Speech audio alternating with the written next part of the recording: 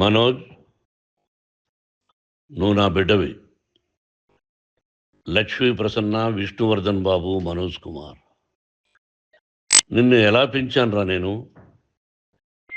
అందరికంటే నిన్నే గారాభంగా పెంచానురా. నీకే ఎక్కువ ఖర్చు పెట్టి చదివించాలని ప్రయత్నం చేశానురా. నువ్వు ఏది అడిగినా నేను నీకు ఇచ్చానురా. కానీ ఈ రోజున నువ్వు చేస్తున్న పని బిడ్డల గుండెల మీద తంతారంటారే, అలా తన్నేవరా. మనసు ఆవేదనతో కింగిపోతుందిరా. నేను మీ అమ్మ ఏడ్చుకుంటున్నావురా. జర్నలిజం ఉన్నది లేనిది, లేనిది ఉన్నట్టు రాస్తున్నారా. నువ్వు నన్ను కొట్టడం ఏంట్రా? నా బిడ్డ నన్ను తాకలా. ఇద్దరం ఘర్షణ పడ్డాం కొన్ని కారణాల వల్ల.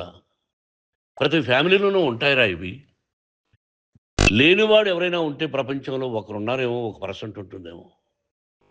అటువంటి వాళ్ళ ఇంటికి వెళ్ళి కాళ్ళు గడిగి నిద్ర పూసుకోవచ్చు. భారత భాగవత రామాయణాలు చూశావు కదరా. ఏమిటిది? మీ అమ్మ ఎంత కుమిలిపోతుంది ఈ రోజున హాస్పిటల్ చేరింది. నీ వల్ల హాస్పిటల్ చేరుతాను. చూడు మనోజ్, నీకన్నీ ఇచ్చిన ఈ రోజున నువ్వు నా గుండెల మీద తనడమే కాకుండా అపకీర్తి తీసుకొచ్చావు.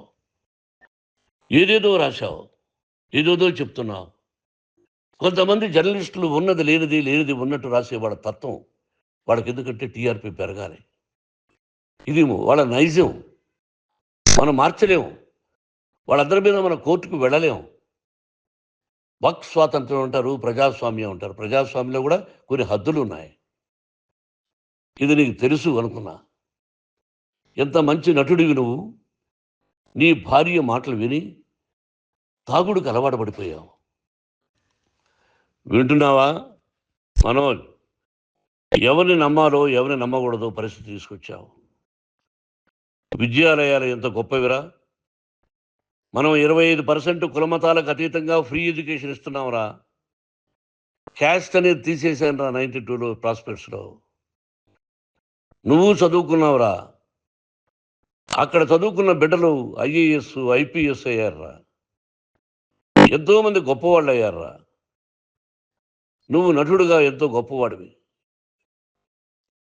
తాగుడికి అలవాడబడి నువ్వు నీ భార్య ఇంట్లో బిహేవ్ చేస్తున్న విధానం ఆ భగవంతుడు సర్వేశ్వరుడు తెలుసు. భగవంతుడు చూస్తున్నాడు రా. నేను తప్పు చేసినా, నువ్వు తప్పు చేసినా, ఎవరు తప్పు చేసినా. ఎంత అవకాశం ఇచ్చావు మాట్లాడుకునేదానికి అందరికీ. ఇన్ని సంవత్సరాల్లో మన విద్యాలయాల్లో ఒక్క తల్లి కానీ ఒక తండ్రి కానీ ఏమైనా చెప్పారా? ఆ బిడ్డలు మన బిడ్డలు రా. మీరెంతో నాకు అక్కడ ఉన్నవాడు కూడా నా కూతుర్లు, నా కుమారులు. ఎంతమందికి ఫ్రీ ఎడ్యుకేషన్ ఇస్తున్నావు. వాడి దగ్గర ఏది ఆశించరా. నువ్వు ఎందుకు ఇలా తయారైపోయావు? ఎందుకు ఇంట్లో ఉండే పని వాళ్ళందరినీ కొడుతున్నావు? పనివాడు వాడు పని చేసుకునేదానికి మన ఇంటికి వచ్చాడు రా. ఆ పనివాడిని కొట్టడం చాలా మహాపాపంరా. నేను వేరురా.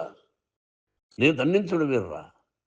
నేను ఎవరిని ఆ చిన్న వాళ్ళని కొట్టి అజ్జేసి ఇచ్చేసి చేయలేదురా. సినిమా ఇండస్ట్రీలో మోహన్ బాబు కొడతాడు, తిడతాడు అంటే అది షూటింగ్లో జరిగి ఉండొచ్చేమో. కానీ ఇంట్లో ఉండి 10 సంవత్సరాల నుంచి 20 సంవత్సరాల నుంచి పనివాళ్ళు ఉన్నారు. నేను ఇంట్లో లేని సమయంలో వాళ్ళందరినీ కొట్టి వాళ్ళ ఫోన్ లాక్కొని ఒకడైతే చచ్చిపోవాలి.